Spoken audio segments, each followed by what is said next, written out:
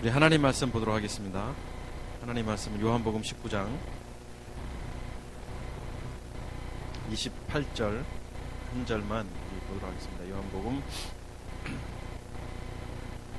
19장 28절 한 절 우리 같이 한 목소리로 읽도록 하겠습니다. 시작.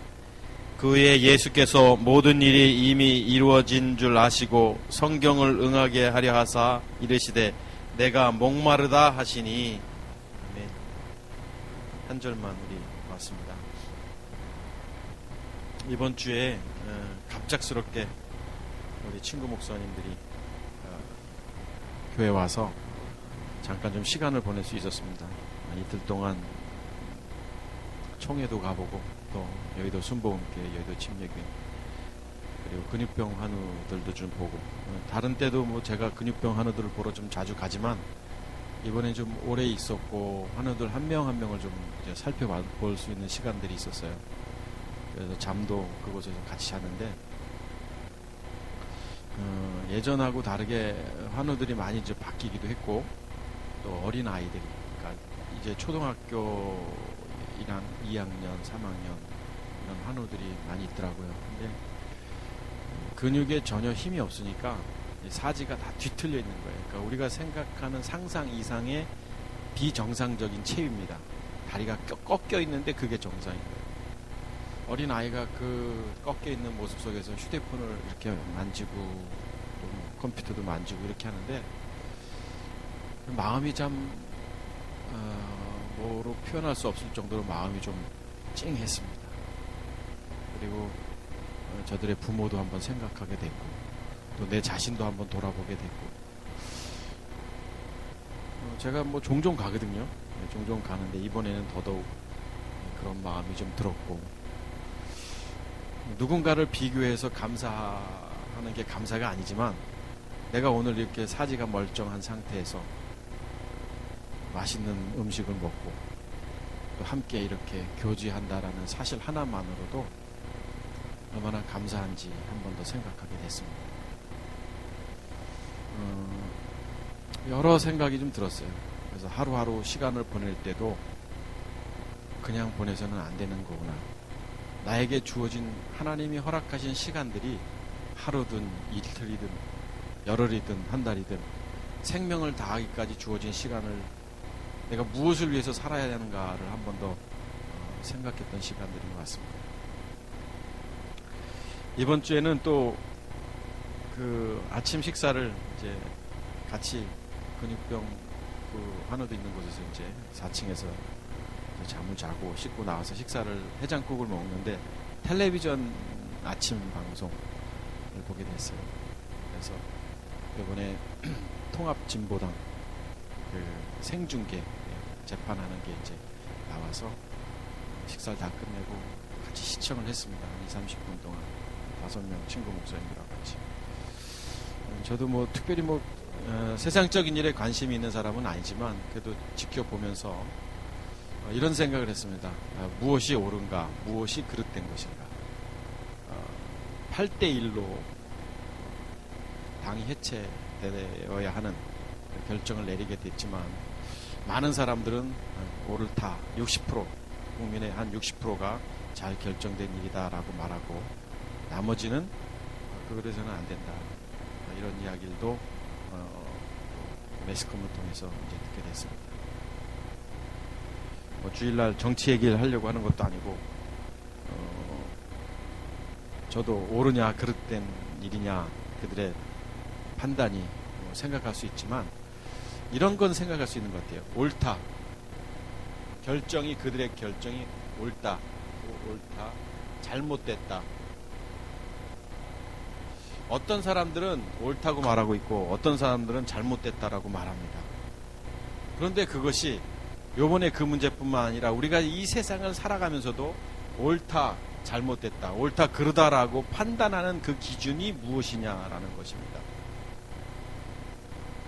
그 기준은 내가 기준이죠. 통상 나의 경험과 지식과 내가 지금까지 생각하고 살아왔던 가치관에 비추어 볼 때 이것은 옳은 것이고, 이건 내가 생각해 볼 때 이건 아닌 것이다 라고 해서 옳다, 잘못됐다, 그렇다라고 내 생각과 가치관대로 판단합니다. 이것이 우리가 이 세상을 살아가는 방법이기도 합니다. 그래서 그 옳고 그름을 기준점을 무엇을 뒀냐면 법이라는 테두리 안에 둔 겁니다. 그래서 그 법대로 살면 잘 사는 거고 맞는 거고, 법대로 잘못하면, 법에 어긋난 일들을 하면 잘못된 삶을 산다라고 평가를 합니다. 신앙도 마찬가지입니다. 어느새 신앙도 이것이 옳으냐 그릇되냐라는 것을 판단하는 기준이 율법이라는 겁니다. 율법. 성경이 분명히 율법을 주신 목적에 대해서 말하고 있지만, 율법의 기준으로 볼 때 이것이 잘한 것이다, 잘못한 것이다 라고 이렇게 판단을 하는 것입니다. 근데 사실 옳다 그르다, 선하다 선하지 않다라고 생각하는 이 가치 기준이 다 나에게서 온 겁니다. 율법도 마찬가지인 겁니다. 율법의 배경을 우리가 좀 알아야 되지만, 성경에서 율법이 주어진 목적에 대해서 분명히 율법을 통해서 죄를 깨닫게 한다라고 말하고 있지만, 율법을 통해서 이것이 잘못된 거냐 잘한 것이냐라는 가치 기준이 됐기 때문에 성경을 잘못 해석하고 있고 성경을 또 잘못 가르치고 있는 것이 아닌가라는 생각을 해봅니다. 그래서 장로님 정도 되면, 아니 집사님 정도 되면이라는 것이 어디서부터 오냐면 율법적 기준이라는 거예요. 성경에서 이렇게 말하고 있는데 이대로 살지 않으니까 잘못된 것이고. 그러나 성경은 그렇게 말하고 있지 않습니다. 집 나간 탕자의 타락함에 대해서 당연히 비판받아야 하는데도 불구하고, 아버지 품에 있던 큰 아들의 그 충성스러움에 대해서 칭찬해야 함에도 불구하고 오히려 큰 아들보다는 작은 아들을 지켜 세우는 성경적 논리를 우리가 생각해 봐야 된다는 거죠. 무엇이 옳으냐 무엇이 그릇되느냐의 가치 기준은 결국에는 나도 아니고 또 내가 그 지금까지 경험했던 어떤 지식이나 가치관도 아니고, 조금 더 표현하면 성경적인 율법도 아니라는 겁니다. 율법도 아니라는 겁니다. 그럼 뭐냐? 하나님의 가치 기준이어야 된다는 거예요. 그래서 성경 누가복음 18장인가요? 몇 장인지 갑자기 이따가도 보겠지만, 부자 청년이 어떻게 해야 무엇이 선한 것이냐, 선한 선생이여 라는 표현을 하고 어떻게 해야 영생을 얻겠습니까? 라고 질문하는 그 사건을 보더라도 예수님의 답변 속에 선이라는 게 뭐냐라는 말씀을 하셔요. 선이라는 게 뭐냐? 선은 이 세상에 선한 것이 하나도 없다. 선한 분은 한 분이시다 라고 말씀하십니다. 그래서 우리 중에 아무리 착하고 선한 사람이 있다 할지라도, 우리 중에 그나마 순서를 매겨서 두 번째, 세 번째, 네 번째, 제가 10번째라 할지라도 그것은 사람이 매기는 선의 기준이라는 거예요. 그러니까 하나님 기준에 볼 때 선, 결국 뭐냐면 늘 제가 말씀드린 것, 내 안에 생명 대신 그리스도가 있는 사람이 선한 것이지, 내 안에 생명 대신 그리스도 없이 율법적 신앙생활을 하는 사람은 결코 선한 행동이 나올 수 없다라는 것입니다. 오늘도 아침에 서울을 가면서 애들 태우기 위해서 가면서 뭐 좋은 시간이에요. 그 시간이 한 40분 운전하면서 가장 묵상하기 좋은 시간인데 그런 생각이 들은 거예요. 많은 교회들이 좋은 일을 합니다. 방송을 통해서, 극동방송을 통해서 어렵고 힘든 이웃을 위해서 우리가 선교하자, 한 구자 이상은 우리가 돕는 데 쓰자, 뭐 이런 방송이 나올 때마다 제 마음속에 좋다, 아름다운 거다 라고 생각은 했지만, 조금 더 한번 생각해 보면 정말 그것이 옳은 것인가, 이런 생각을 하면서 우리 교회가 나름대로 돕고 함께 한다고 하는 일들도 이게 옳은 것인가 한 번 더 생각하게 됐어요. 다시 말하면 선이라는 것은 옳고 그른 것, 그것은 하나님의 가치 기준 속에 있는 것이지 인간이 그것을 선하다, 잘못됐다라고 판단해서는 안 된다라는 것입니다. 자, 하나님이 창세기 1장을 보면 천지를 창조하실 때 나눠서 창조하십니다. 그러니까 다시 말하면 두 가지예요. 두 가지. 빛과 어둠으로 나누시죠. 그리고 하늘과 땅을 만드시고, 뭐 하늘 위에 궁창, 위에 궁창, 아래 궁창, 뭐 하나님의 그 천지 창조를 보면 뭐 나가다가 뭐 하늘의 새, 뭐 이 물고기들, 뭐 뭐 인간을 만들고 짐승을 만들고. 성경을 자세히 보면 어느 하나와 하나가 대조되고 있는 것을 보게 됩니다. 그러니까 오늘날 마찬가지예요. 결국에는 하나님 보시기에는 두 가지밖에 없습니다. 하나는 뭐냐면 생명이고, 하나님 보시기에는 또 하나는 죽음. 이 두 가지 중에 하나인 거예요. 그러니까 우리 인간도 마찬가지예요.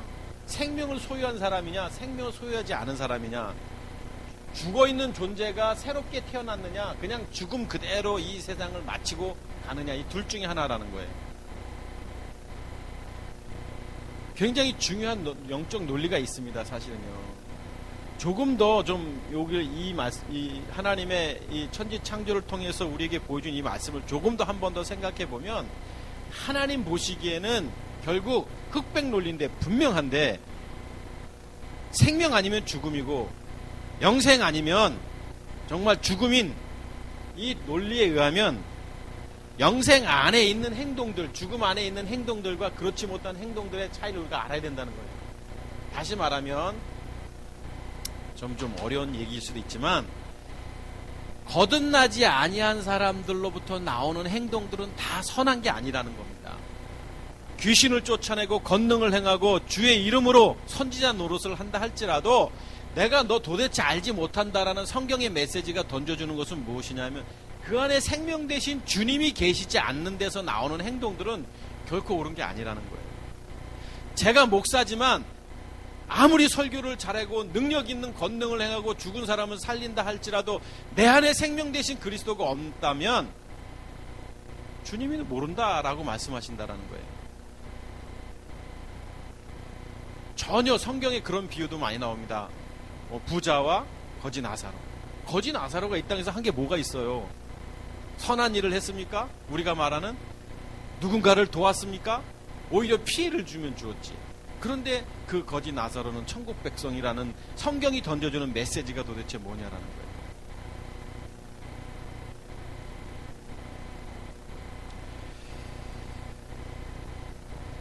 성경은 그래서 무엇이 옳으냐, 무엇이 그릇되느냐의 기준을 어디에 두고 있느냐라는 거예요. 어디에 두고 있느냐. 많은 사람들이 그것을 깨닫지 못하는 겁니다. 그러니까 오늘날 교회도 마찬가지예요. 교회도 그것을 깨달아야 되는 거예요. 무엇이 정말 하나님이 원하시는 거냐, 아니면 무엇이 이게 아니냐, 그릇된 거냐, 이거 하나님 안에서 생각해야 된다라는 것이죠.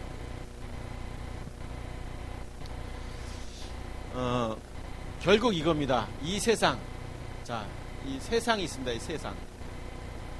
그리고 우리가 하나님 앞에 가야 할 저 하늘이 있죠. 이제 하나님 품이라고 표현하죠. 천국이라고 말할 수 있는 자.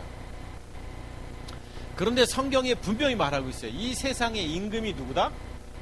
요한복음에도 나와 있고.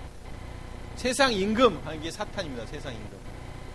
세상의 임금이 사탄이라는 건 뭐냐면, 이 세상의 주관자가 사탄이라면 이 세상에 사는, 이 세상이라는 것이 우리가 살고 있는 이 코스모스 세상을 말하기도 하지만 육체를 가지고 사는 모든 사람들의 다스림은 사탄이 다스린다라는 거예요. 그러니까 이 세상. 자, 그러면 하나님 안에 있는 사람들은, 하나님이 다스림 받는 사람들은 하나님의 자녀라고 성경은 말하고 있는데, 이 사람들은 누구냐라는 거죠. 이 사람들은 어디로부터 왔냐면, 우리가 여기서부터 태어났지만 여기서부터 이렇게 건져냄을 받았다라는 거예요. 그래서 예전에는 여기 있었던 죄가 다시 일로 옮겨진 거죠. 그래서 이제 신분이 바뀌죠. 사단의 자녀에서 하나님의 자녀로 신분이 바뀌었죠. 그러면 여기서 일로 왔으면 이 안에서 사는 거예요. 이 안에서. 비록 우리가 이 세상에 있지만, 이 세상에 주님 가실 때까지 여기에 있지만, 이 땅에서 있지만, 이들의 지배를 받고 공중권세 잡은 자가 우는 사자같이 삼킬 자를 참는다고 이렇게 우리를 공격하고 공격하도 우리가 하나님의 자녀로서 이 땅에서 이제 살아가는 겁니다. 자, 그러면 이 세상에 뭐가 있냐면, 세상 논리가 있고 뭐 법이 있고 가치관이 있고 뭐가 있을 겁니다. 여기에 맞지 않을 때가 있는 거예요, 사실은. 그런데 제가 이렇게 표현했지만 조금 더 좀 영적으로 표현하면 율법으로 표현하고 싶어요.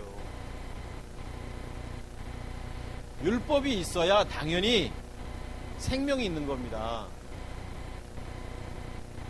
그런데 우리가 이 율법 아래 머무른다라는 것은 뭐냐면 이 안에 머물러 있지 않는 것을 말하는데, 율법으로는 결국 우리가 의롭게 될 수가 없고 율법으로는 죄를 깨닫게 되는 것뿐이에요. 그런데 아직도 이 안에, 율법 안에, 율법이라고 표현했습니다. 조금 더 한 단계 더 표현해 볼까요? 율법 아래 오신 예수님 안에. 위험한 발상이 있을 수도 있지만 우리 교우들이 계속 설교 말씀을 들었으니까 우리가 이 안에 머물러서는 안 되는 거예요, 사실은. 이분이 십자가의 죽음을 통해서 영이신 그리스도로 우리는 부활하신 것을 성경을 통해서 압니다. 그래서 요한일서 5장이나 요한복음 20장 31절에 예수께서 그리스도이심을 믿는 자마다 생명 온다고 표현했던 것처럼 이 안에 머물러 있다. 율법 아래 오신 예수님이라고 돼 있어요. 그런데 우리가 이 안에 들어와야 되는 거예요. 그러니까 이 안에 들어온다는 건 뭐냐면 우리 안에, 우리가 죽고 우리가 다시 태어나서 우리 안에 영이신 그분을 모시고 사는 삶이 돼야 된다는 거예요. 그것이 하나님의 자녀라고 성경은 말하였고 이 안에서 사는 거예요. 그런데 우리는 아직까지 이것이 옳은 것처럼.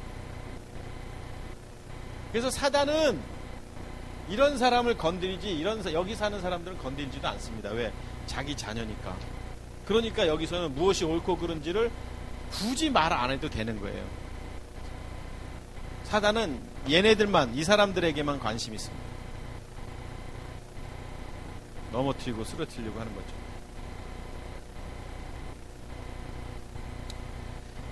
근데 이것이 성경이 말하는 메시지예요. 성경은 다 이것만 이야기하고 있어요. 누가복음 24장을 한번 보죠. 24장 27절 우리가 잘 아는 말씀이에요.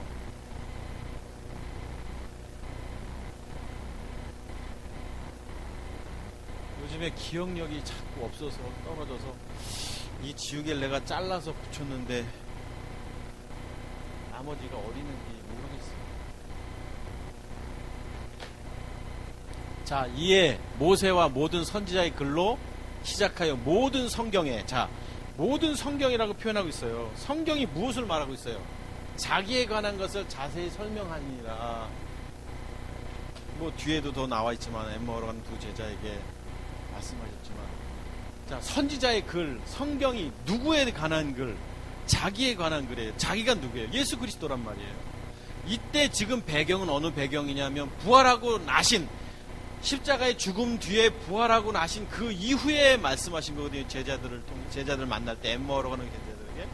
그래서 자기는 죽어야 되고 다시 태어나야 된다, 부활해야 된다, 이것에 대해서 계속 성경은 증거하고 있었다는 것입니다. 그런데 성경이 이것에 대해서만 말하고 있는 거예요. 죽음과 부활에 대해서, 십자가의 죽음과 부활에 대해서. 그런데 이것에 대해서 제자들도 관심도 없었고 많은 예수님을 따랐던 많은 사람들도 관심이 없었어요. 그냥 눈에 보이는 표정만 보이길 원했던 거예요. 그때 예수님께서 말씀하셨잖아요. 야, 너희가 표적을 원하는데 내가 너희에게 보여줄 표적은 요나의 표적밖에 없다라고 말씀하십니다. 3일 만에 죽음과 부활 외에는 내가 말할 게 없다라는 거예요. 다시 말하면 예수님은 이 땅에 죽으시기 위해 오셨고 그분은 원래 본질이신 그리스도로 부활하시기 위해서 이 땅에 오신 거예요. 그래서 죽음과 부활에 대해서 성경은 다 그 얘기를 하고 있는 거거든요. 그런데 많은 사람들이 성경이 이렇게 증거하고 있는데도, 제자들도 그렇지만 오늘날도 별로 관심이 없습니다. 주님의 죽으심과 부활, 지식적으로 머리로는 알지만. 자, 오늘 본문도 마찬가지입니다. 성경이 다 똑같은 얘기만 하고 있어요. 죽음과 부활에 대해서. 그러면 지금 우리가 가상칠언 계속 첫 번째, 두 번째, 오늘 다섯 번째 말씀을 봅니다만 다 주님의 관점에서 이 성경을 봐야 된다고 말했습니다. 그러니까 허투루 말씀을 하시는 분이 아니에요, 예수님은. 그래서 예수님께서 십자가에서 저들의 죄를 용서해달라, 저들을 용서해달라라고 하셨죠. 저들을 용서해달라, 뭐 이런 말씀을 하실 때도 다 이유가 있는 영적 메시지라는 거예요. 그러면 오늘 여기도 마찬가지. 심지어 뭐 지난주 엘리엘리 라마 사박다니, 예수님께서 그럴 뿐이 아니신데 그럼에도 불구하고 원망 같은 말씀을 하시잖아요. 그것도 다 의미 있는 말씀인 거예요. 의미 있는 말씀. 오늘도 마찬가지. 자, 28절 본문을 다시 한번 보십시다. 그 후에 예수님께서 모든 일이 이미 이루어진 줄 아시고 성경을 응하게 하려 하사 그러시면서 내가 목마르다 이렇게 말씀하십니다. 물론 여기 성경을 응하게 한다라는 것이 시편 69편에 예언된 말씀을 응하시게 하려고 이 말씀을 하셨습니다. 그런데 자 보십시다. 내가 목마르다. 예수님이 목마르다. 지난주하고 마찬가지였어요. 뭐 앞에 말씀들은 우리가 성경을 유추해 보면 이게 이것일 것이다 라고 해석을 했는데 엘리엘리 라마 사박다니 하나님 어찌하여 나를 버리셨나이까 라는 것도 정말 예수님께서 왜 십자가 선상에서 그 말씀을 하셨는지 정확하게 성경이 증거하고 있지 않기 때문에 제가 지난 주일날에 우리 교우들한테 다 물어봤잖아요. 도대체 원망의 메시지는 아닌데 이게 무슨 뜻이냐고 제가 한 분 한 분 다 여쭤봤잖아요. 오늘도 마찬가지예요. 내가 목마르다.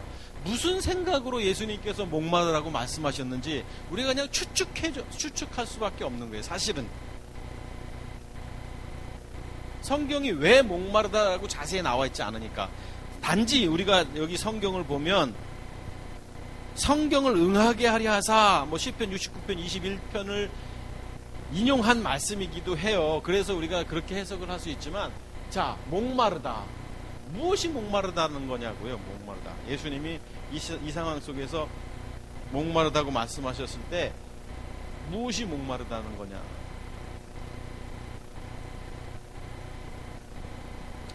우리가 잘 아는 요한복음 4장 13절 14절 한번 보십시다. 예수님께서 사마리아로 들어가시면서 그 물길로 온 그 사마리아 여인과 대화하는 장면입니다. 그런데 자 13절 한번 보시죠. 예수님께서 대답하여 이르시되 이 물을 마시는 자마다 다시 목마르려니와 지금 여기에 있는 그 우물물을 마시는 사람들은 목마르지만 14절 내가 주는 물을 마시는 자는 영원히 목마르지 아니하리니. 그러면 오늘 여기 지금 요한복음 4장 14절만 보더라도 아까 조금 전에 당신이 목마르다는 표현을 했어요. 그런데 그 전에 이미 오래전에 사마리아로 들어가시면서 사마리아의 물길로 온 여인에게 너 이 물 마셔도 목마르겠지만 내가 주는 물을 마시는 자는 영원히 목마르지 아니하다 라고 말씀하시고 있단 말이에요. 말씀하시고 있다는 말씀입니다. 내가 주는 물은 그 물이 뭐냐? 그 속에서 영생하도록 솟아나는 샘물이 되리라 라고 말씀하셨어요. 그러면 십자가 선상에서 오늘 내가 목마르다라고 말한 것은 뭔가 모순이 있잖아요. 그러면 우리가 이렇게 해석해 볼 수는 있죠.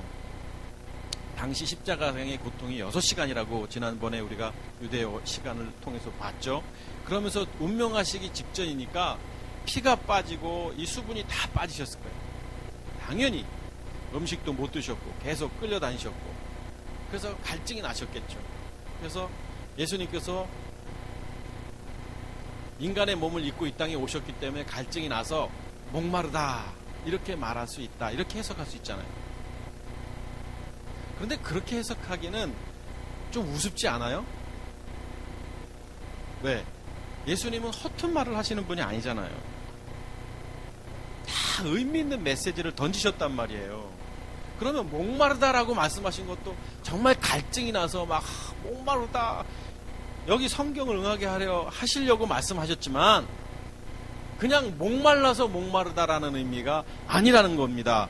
그러면 모순이잖아요. 지금 여기 요한복음의 4장 14절에 이 수가성의 사마리아 여인에게 내가 주는 물을 마시는 자는 영원히 목마르지 아니한다라고 말씀하셨으면서 정작 당신이 십자가 선상에서 목마르다라고 말씀하신 모순적 논리가 왜 성경이 우리에게 보여주고 있는 게 무엇을 말하는지 우리가 생각해 보자라는 거예요. 당신이 주는 물을 마시는 자가 목마르지 아니한다 그러는데 당신이 목마르다고 지금 하시잖아요. 또 오늘도 한 번씩 물어볼까요? 우리 한 사람 한 사람한테. 오늘은 그런 시간이 좀 없고요. 한번 생각해 보세요. 왜 도대체 예수님은 십자가 선상에서 목마르다라고 돌아가시기 전에 말씀하셨을까? 그것이 어떤 의도가 있으셨기 때문에 그러셨을까? 예수님은 하나님의 아들이시기 때문에 농담도 안 하시는 분인 걸 우리가 알잖아요.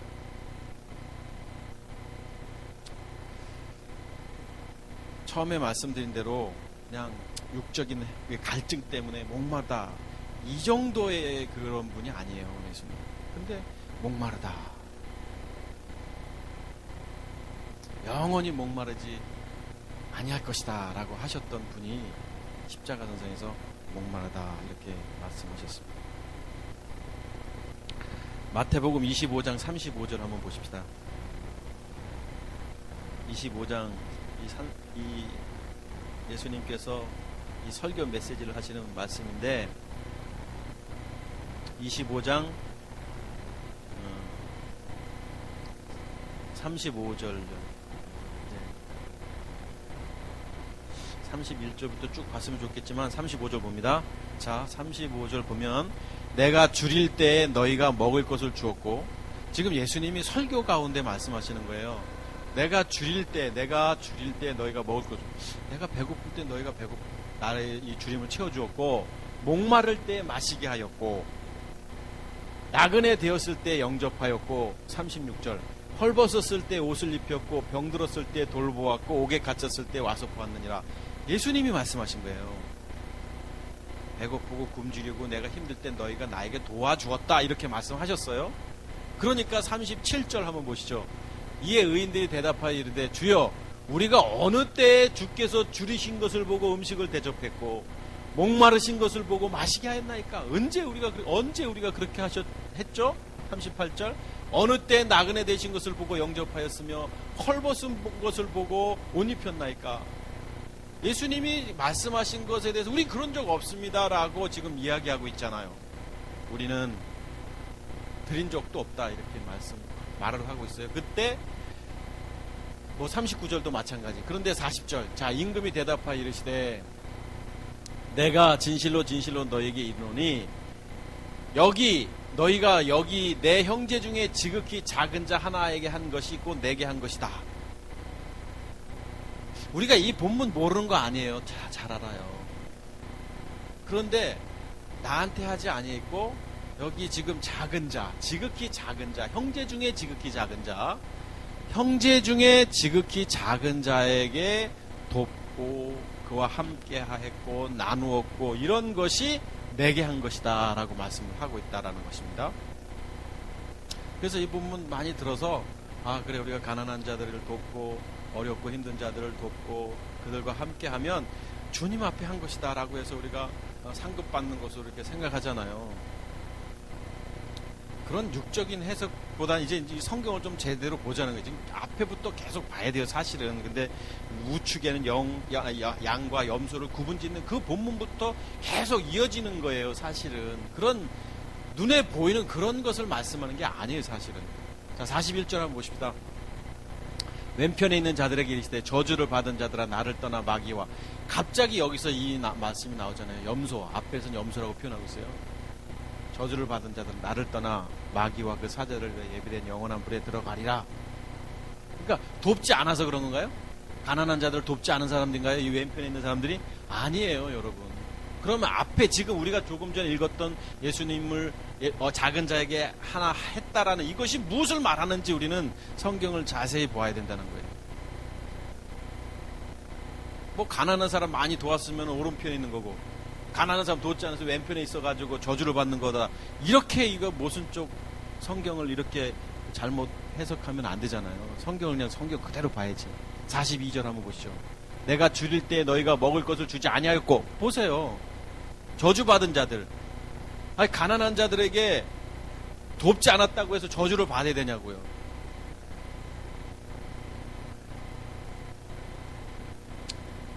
너희가 먹을 것을 주지 아니하였고 목마를 때 마시게 하지 아니하였고. 그럼 우리 교회는 지금부터 다 그냥 아무리 어려워도 저주 안 받기 위해서 가난한 자들 가서 돕고 그들과 함께하고 이거 우선으로 해야 돼요. 이 성경 그대로라면. 아니하였고 43절 나그네 되었을 때 영접하지 아니하였고 헐벗었을 때 옷 입지 아니하였고 병들었을 때 옥에 갇혔을 때 돌보지 아니하였느니라.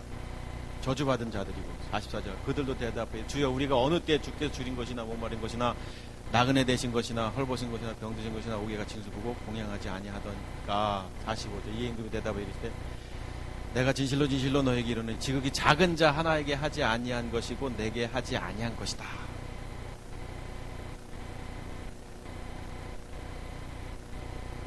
아까는 한 형제라고 표현했고 여기 이제 작은 자. 그러니까 성경을 좀 자세히 여기서 무엇을 말하는지 한마디 한마디 좀 생각하고 묵상해 보면 이 성경이 무엇을 말하는지 우리가 알게 됩니다. 한번 볼까요? 그냥 마지막까지 보시죠. 그러면 46절 그들은 영벌에 의인들은 영생에. 그러니까 작은 자에게 도왔느냐 안 도왔느냐를 말씀하시면서 영벌과 영생을 나누고 있다라는 거예요. 46절까지죠. 네.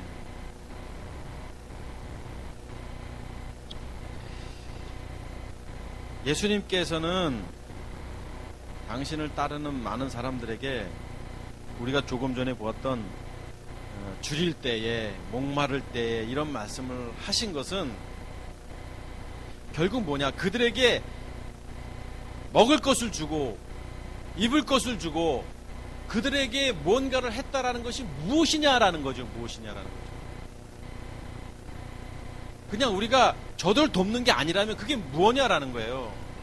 영생과 영벌을 나누고 있는 이 메시지 속에 앞에 본문은 우리가 읽지 않았지만 양과 염소를 구분짓고 있는 예수님의 메시지 속에서 작은 자에게 우리가 달려가서 돕고 헐벗은 자들에게 도왔다라는 것이 무엇을 말하는 것이냐라는 거죠. 결국 예수님 여기 지금 오늘 이 본문 속에서 이들이 행했던 것이 뭐냐, 그들에게 가서 먹을 것을 주고 옷은 입을 것을 주고 마실 것을 주었던 행위가 무엇을 말하는 거냐, 결국은 예수께서 그리스도이심을 믿어야 할 그 형제들에게 복음을 전한 믿음의 행위를 말하는 것이죠. 공중 권세 잡은 자로부터 아까 말씀드렸지만 여기 있는 사람들에게 복음을 전해서 그들이 생명을 얻도록 하기 위한 그것을 말하는 거죠. 다시 말하면 배고프고 목마르고 헐벗고 병들었을 때 옥에 갇혔을 때 와서 돌본 것이 무엇이냐, 돌본 것이 그들에게 생명을 준 것을 말하는 것입니다. 생명을 준 것. 그러니까 지금 배고프고 갈증이 있다라는 것은 예수님께서 십자가 선상에서도 지금 목마르다 이렇게 갈증을 표현하셨다라는 것은 뭐냐면 영적으로 거듭나야 할 주님의 백성들에게 복음을 전할 사람들, 그들 때문에 지금 갈증을 느끼고 있고 그들을 찾고 계시는 그분을, 그 예수님의 심정을 우리가 느끼게 된다라는 것입니다. 다시 말하면 주님은 관심이 뭐냐면 다 영혼 구원이에요. 그러니까 예수님은 이 땅에 돌아가시기 오신 것도 이 땅에 하나님의 자녀됨 때문에 보여주시기 위해서, 어떻게 해야 거듭나는 건지 보여주시기 위해서 죽음과 부활을 통해서 우리에게 말씀하시고 있는 것들. 자, 요한복음 6장 32절 36절 한번 보시죠. 요한복음 6장 32절 말씀을 보면, 네, 예수께서 이르시되 내가 진실로 진실로 너희에게 이르노니 모세가 너희에게 하늘로부터 떡을 준 것이 아니라 내 아버지께서 너희에게 하늘로부터 참떡을 주시나니 하나님의 떡은 하늘에서 내려 세상에 생명을 주는 것이니라. 그들이 이르되 주여 이 떡을 항상 우리에게 주소서. 예수께서 이르시되 나는 생명의 떡이니 내게 오는 자는 결코 줄이지 아니할 터이요 나를 믿는 자는 영원히 목마르지 아니하리라. 이렇게 말씀했어요. 36절도 한번 보시죠. 6절까지. 그러나 내가 너에게 이르기를 너희는 나를 보고도 믿지 아니하는도다 하였느니라. 그러니까 지금 이 말씀은 그 떡이 무엇이냐, 나를 믿는 자는 영원히 목마르지 않는다. 그리고 나를 보고도 믿지 않는다. 이런 말씀들을 예수님이 하시잖아요. 그럼 떡이 뭔지, 또 여기서 목마르지 않다는 게 뭔지. 그냥 이게 뭔 떡 얘기하는 거예요. 그 뒤에 본문은 우리가 읽지 않았습니다만 사람들은 이 본문을 이해하지 못해서 뭐 식인종 아니냐, 뭐 살을 먹으라, 뭐 이렇게 오해하잖아요. 그런데 이 오해가 지금도 오해를 받고 있는 거예요. 이 성경 본문을 잘 무엇을 말하는지도 잘 모르고. 이분의 죽음이잖아요. 죽음, 예수님의 죽으심을 말하는 거잖아요. 떡을 먹는다는 게 뭐예요? 그리고 피를 마신다는 게 뭐예요? 예수님께서 이렇게 갈급해 하시는 것은 결국 이 땅에 죽어가는 영혼들에게 생명을 전하고 예수께서 그리스도이심을 전해야 할 그 믿음의 동역자요, 참으로 믿음의 종들이 나오기를 지금 갈망하고 있는 거예요. 갈망하는 거예요.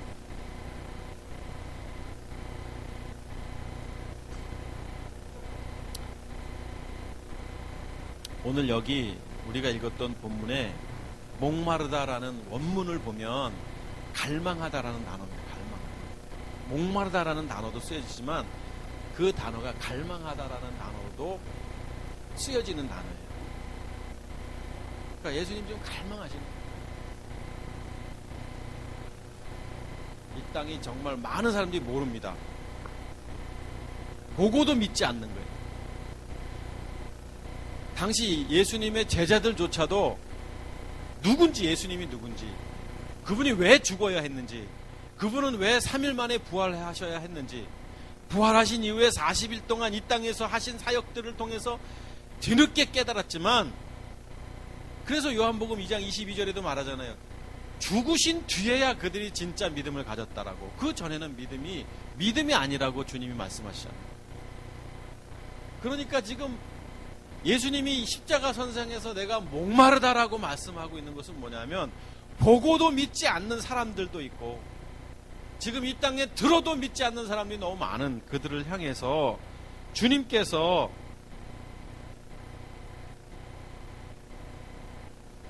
믿음의 동역자요, 믿음의 종들이 나오기를 갈망하고 있다라는 것입니다.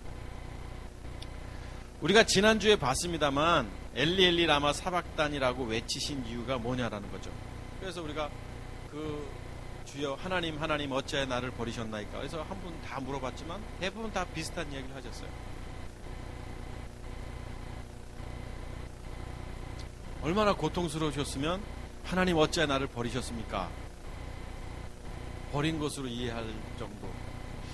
그런데 늘 반복해서 말씀드리지만 예수님의 언어 한마디에는 다 의미 있는 언어라고 했잖아요. 하나님이신 그분이 뭐 불평을 하시겠어요? 그런데 그분이 마치 원망의 메시지 같잖아요. 어째 나를 버렸냐고. 그 이유가 그 예수님의 죽으심, 그 아버지 하나님으로부터 버리심을 통해서 세상의 모든 죄를 짊어져야 하고, 그 버리심을 통해서 율법의 저주에서 속량해야 하고, 그 버리심을 통해서 이 세상 공중권세 잡은 자가 심판을 받아야 하고, 그 죽음을 통해서 죄가 무엇인지, 또 그 죽으심을 통해서 첫 것이 패해져야 하고 둘째 것이 세워져야 하는 것을 보여주시기 위한 메시지라는 것이죠. 그것이 얼마나 힘드냐고요. 다시 말하면 우리가 그것을 좀 영적으로 좀 다시 한번 생각해 보면, 예수님께서 이 땅에 육신의 몸을 입고 오셔서 그리스도께서 이 땅에 오셨잖아요. 마국간에서 성령으로 잉태되셨잖아요. 성령으로 잉태된 이분이 이 땅에서 34년 동안 사시다가 이제 이분이 어디서부터 오셨어요? 아까 하늘의 세계로부터 온 겁니다. 이 땅의 세계가 아니라. 그래서 이분이 말씀이신 이분이 이 땅에 오셔가지고 이분이 때가 돼서 여기서 이제 못 박혀 돌아가셔야 돼요. 그리고 이분이 이제 부활하십니다. 3일 만에. 부활하신 주님을 우리는 그리스도라고 표현하죠. 영이신 분. 하나님의 영, 아들의 영, 그리스도의 영이라고 표현하고 있는 그리스도라고 표현하고, 원래 하나님과 함께 하셨던 그리스도, 영이신 그리스도께서 이 땅에 육신의 몸을 입고 오신 이분을 우리는 예수님이라고 표현하는 거죠. 같은 분입니다. 그런데 이분이 십자가의 죽음을 통해서 다시 원래이신 그리스도로 부활하신 거예요. 본질로. 이것을 보여주신 거예요. 보여주신 거예요. 이 보여주신 것은 다메섹 도상에서 사도 바울이 회심 사건과 연결시켜 보면 좀 이해가 되는데, 그것은 나중에 제가 기회가 되면 말씀드릴게요. 자, 보여주셨어요. 보여주셨어요. 그러면 우리도 육체를 갖고 있는 우리 인간이, 죄의 몸, 사망의 몸, 옛사람 육체를 갖고 있는 우리 몸이, 우리가 이렇게 되기 위해서는 그냥 머리로 이분이 우리 죄를 대신, 지난번에 말씀드렸죠. 지난 수요일날이었네요. 수요일날 예배 때 말씀드렸지만, 대신이 아니라 위하여라는 단어였습니다. 원문의 분명히 아포라는 단어. 영어 성경에도 for라고 돼 있었어요. 우리를 위하여서 십자가에 못 박혀 돌아가신 거예요. 자, 우리도 이분처럼 십자가의 죽음을 통해야지만 우리가 하나님의 자녀로 거듭나는 거예요. 그래야지만 영이신 그리스도께서 우리 안에 들어오는 거예요. 그래서 내 안에 내가 사는 것이 아니고 그리스도가 산다라는 표현이 이거잖아요. 그런데 예수님께서 엘리엘리 라마 사박단이라고 말씀하신 하나님 어찌하여 나를 버리셨나이까, 이게 얼마나 힘든 거냐면,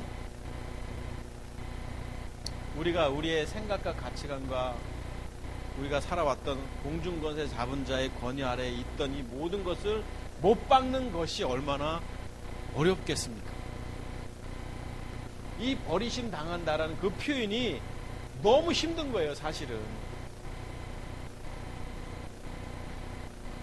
여러분, 진짜 쉽나요? 우리가 하나님의 자녀가 되는 게? 하나님의 자녀가 그냥 예수님 믿고 천국 가면 되는 거예요? 절대 아닙니다, 여러분. 예수님 안 믿는 사람이 어디서 다 믿지? 그게 아니에요. 우리도 믿음의 행함이 있어야 되는 거예요. 십자가의 죽음을 통한 내 육체를 못 박는 믿음의 행함이 없으면 하나님의 자녀가 될 수가 없습니다. 내 생각대로밖에 살 수가 없는 거예요. 제가 서론에도 말씀드렸지만, 내가 옳다 그르다, 이것도 내 기준이 되는 거예요. 이제는 우리가 다시 태어난 그리스도인이라면 내 기준은 아무리 저것이 옳은 것 같다 할지라도, 내가 지금까지 50년 넘게 살아오면서 내가 이것이 옳다라고 여겼다 할지라도 하나님이 아니라 하면 아닌 거예요. 그것이 거짓된 것이라면 거짓된 거예요. 그런데 우리는 어떻게 해요? 빡빡 우깁니다. 이것이 옳다고. 이것이 옳다고. 하나님의 관점에서 안 생각. 그러면 그 사람은 거듭나지 않았다라고 위험스럽지만, 정말 이 땅에서 하나님의 자녀로 거듭난 사람을 찾아보기 힘든 이유가 뭐냐면, 이 믿음의 행함이 너무 어려운 거예요. 예수님조차도 이 땅에서 이것이 얼마나 힘들었으면 겟세마네 동산에서 할 수만 있다면 좀 피하고 싶다고 하셨겠어요. 제가 지난 주일날도 말씀드렸죠. 진짜 거듭난 사람, 정말 믿음의 사람들 한번 우리 주변에 찾아보고 싶다고, 찾아보자고. 오늘 우리 주변에, 야, 저 사람 누가 봐도 저 안에 그리스도가 사는 생명을 가진 그리스도인이라고 할 만한 사람들이 우리 주변에 얼마나 있냐고. 한 명이라도 있나요? 한 명이라도? 내가 잘 아는 누구든. 겉으로는 선해 보여도 교제해 보면 저 사람이 그렇지 않은 사람들이 얼마나 많아요. 그래서 하나님 한 분 외에는 선한 분이 없다는 것도, 내 안에 내가 죽고 내 안에 주님이 계시지 않으면 그 사람은 결코 선한 사람이 아닌 거예요. 선한 사람이 아니라는 건 뭐냐면 다시 태어나지 않았다는 것이에요. 그러니까 얼마나 힘든 거냐고요, 이게 하나님의 자녀가 되는 게. 노아의 방주에 8명, 소돔과 고모라 성에 의인 10명이 없어서, 오늘날 거듭난 그리스도인을 주님이 찾으신다면, 이 땅에 오셔서 하나님의 자녀를 찾으신다면 도대체 의인 10명이 있겠냐고. 거룩한 종교인은 있어도, 그래서 제가 아까 말씀했잖아요. 율법 아래 사는 게 의로움이 아니라고. 율법을 통해서 죄를 깨닫게 하고 우리에게는 생명을 소유해야 되는 거예요. 생명. 율법적인 그리스도인들은 많습니다. 율법적인 믿음의 사람들.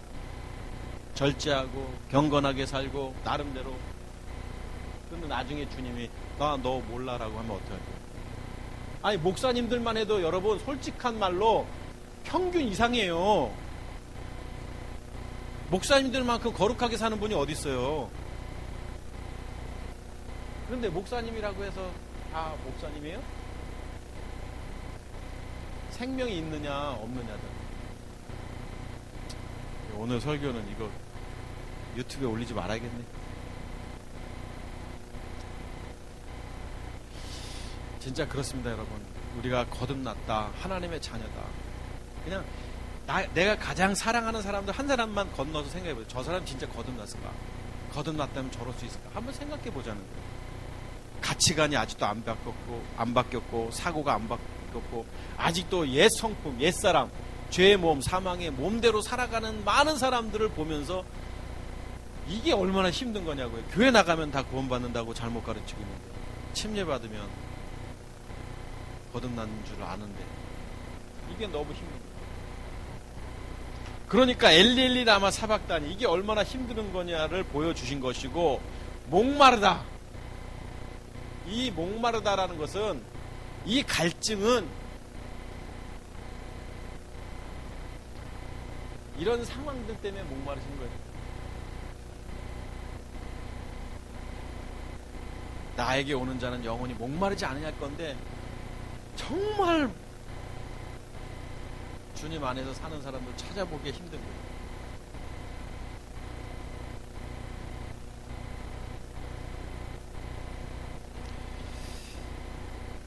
제가 유혹을 받습니다. 무슨 유혹을 받냐면,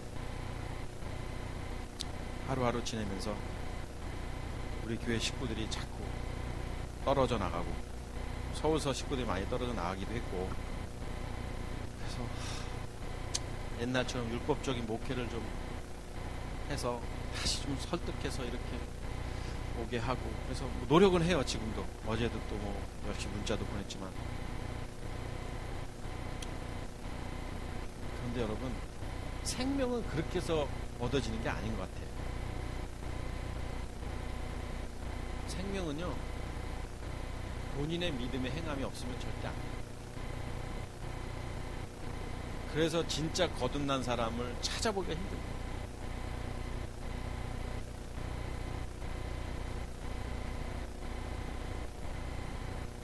제가 지지난주에도 말씀을 드렸습니다만, 우리 카페를 통해서 설교 말씀을 듣고 도전받은 사람 문자가 왔어요. 엊그제도 목요일 날도 오고 어제도 왔지만, 갈급해요.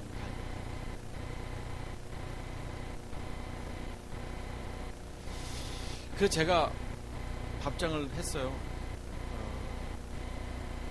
이 시대에 정말로 믿음의 사람들, 뭐 그런 비슷한 표현 지금 갑자기 기억은 아니지만, 정말 그런 사람들 때문에 내가 기쁘다는 표현을 했어요. 갈급해하는 사람들 때문에. 예수님이 목마르다 십자가 선상에서 그런 사람을 찾으시는 건 아닐까.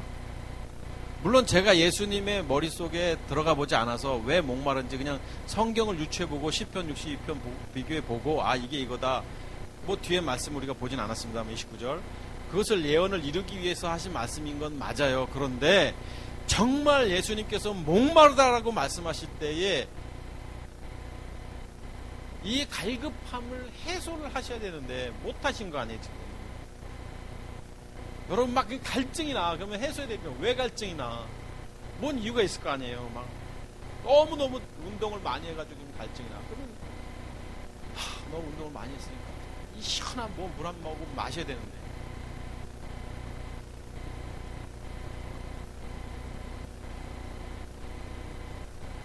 누가복음 18장 한번 보시죠. 누가복음 18장 18절 이하를 한번 볼까요? 여러분 굉장히 중요한 말씀입니다. 누가복음 18장 18절 한번 보시죠. 네. 자, 보세요. 여기도 보면 어떤 관리가, 뭐 관리라고 돼 있고 부자 청년이라고 돼 있습니다. 다른 성경에는. 근데 선한 선생님이여 내가 무엇을 하여 영생을 얻으리까? 예수님을 선한 분이라고 표현하고 있고, 어떻게 영생을 얻으리까 했어요. 예수께서 이르시되 내가 어찌하여 나를 선하다 일컫느냐, 하나님 한 분에. 이것도 좀 성경을 잘 보세요. 예수님처럼 선하신 분이 어디 있어? 근데 내가 선한 분이라고 말했지만, 내가 선하다고 했지만 내가 선하냐? 하나님 외에는 선한 분이 없다라고 말씀하신 의미도 그냥 넘어가지 말고 영적으로 우리가 잘 해석해 보자. 이거 도대체 무엇을 말하는 거지? 20절 내가 계명을 안 하니 간음하지 말라, 뭐 내 부모를 공경하라 이렇게 했어요. 21절 그랬더니 이것은 내가 어려서부터 다 지켰습니다 라고 말했어요. 다 했다 이거다. 22절 예수께서 22절 중요합니다. 이 말을 들으시고 이르시되 내게 아직도 여기 다 했는데 한 가지 부족한 것 있다라고 했어요. 근데 한 가지 부족한 것이 있다 그랬어요. 근데 한 가지 부족한 것이 뭐냐고요? 내게 있는 것을 다 팔아서 나눠주라. 그리하면 뭐 이러실 것이다 라고 했으니까, 자, 다 했다 이거. 율법적으로 내가 다 했어요. 간음하지 말라, 도둑질하지 말라, 부모를 공경 다 했는데, 근데 한 가지 부족했는데 그게 뭐냐? 그거 내게 있는 거 그거 다 팔아서 가난한 자들에게 나눠주라 그랬어요. 그랬더니 23절, 이 사람이 부자이므로 그 말씀을 듣고 심히 근심하다. 여기 큰 부자. 자, 22절로 한번 넘어가시죠. 다 팔아, 내게 있는 거. 이게 뭐냐고요? 자, 이 형제는 갔어요. 부자이기 때문에 떠났어요. 예수님의 말씀을 못 들었어요. 그런데 한 가지 부족한 데 있는데 뭐냐? 이 사람이 갖고 있는 물질을 말하는 게 아니에요. 오늘 결국 그가 갖고 있는 한 가지 부족한 건데 내게 있는 것을 다 팔아라는, 이게 뭐냐는 거지. 팔아야 할 게 뭐냐라는 거지. 팔아야 할 게. 그냥 이게 돈 많은 부자니까 천국 못 간다 이렇게 하지 마요. 이게 뭐예요? 결국 몸을 말하는 거고, 육체, 죄의 몸, 사망의 몸, 옛사람. 아무리 율법적으로 경건하게 살아도 이거 한 가지 때문에 떠나는 거예요. 이 사람은 23절 보시죠. 큰 부자, 이걸 소유한 거예요. 이거 부자. 자기 생각, 자기 가치관대로 이게 다 부자. 근심하고 떠나가죠. 자, 보세요. 우리가 이 사람보다도 못한 삶을 삽니다. 21절 정도 넘어가 볼까요? 내가 어려서부터 다 지켰다. 어려서부터 다 지켰대요. 어려서부터 부모도 공경하고 다른 사람도 돕고 이렇게 율법적으로 우리보다 더 잘 보여. 열심히 있는 종교인이에요. 이 사람은. 오늘 여기 지금 누가복음 18장이 말씀하고 있는 것은 뭐냐면, 그만큼 거듭나고 하나님의 자녀가 되는 것은 쉬운 일이 아니라는 거예요. 정말 그런 사람들 찾아보기도 힘들고, 십자가 선상에서 이제 잠시 후면 테텔레스타이하고 다 이루었다라고 숨을 거둬야 하는 그 예수님의 심정을 우리가 한번 좀 느껴보면, 정말 이 땅에 다 저들을 용서해 주십시오. 그리고 주 안에서 한 가족됨을 말씀하고 낙원에 갈 것이다라고 말씀하고 있는 그 예수님의 그 말씀 한마디 한마디 속에 정말로 갈급하실 수밖에 없는 상황인 거예요. 오늘날 이 세상을 보면 우리가 갈급할 수밖에 없어야 되는 거예요. 우리가 갈증을 느껴야 돼요. 이 세상을 보면서. 이 세상이 점점 하나님을 멀리하고 마치 그것이 하나님을 믿는 것처럼 오해하고 착각하면서 신앙이 있는 것처럼 살아가는 그 사람들을 보면서 우리가 갈증을 느껴야 돼요. 갈증. 그리고 그들에게 어떻게 돼요? 이걸 전해야 되는 거예요. 이거 지금 하나님 어찌하여 나를 버리셨나요? 그렇게 쉽지가 않습니다. 하나님의 자녀가 되는 것은. 사단의 자녀에서 하나님의 자녀가 되는 게 쉬우면